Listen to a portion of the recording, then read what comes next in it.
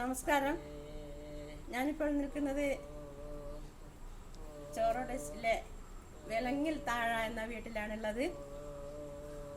ഞങ്ങളുടെ അനുജൻ ബാബുരാജിൻ്റെ വീട്ടിലാണുള്ളത്. നിങ്ങൾക്കായി ഞാനിപ്പോൾ ഒരു താരാട്ട് പാട്ട് പാടുകയാണ്.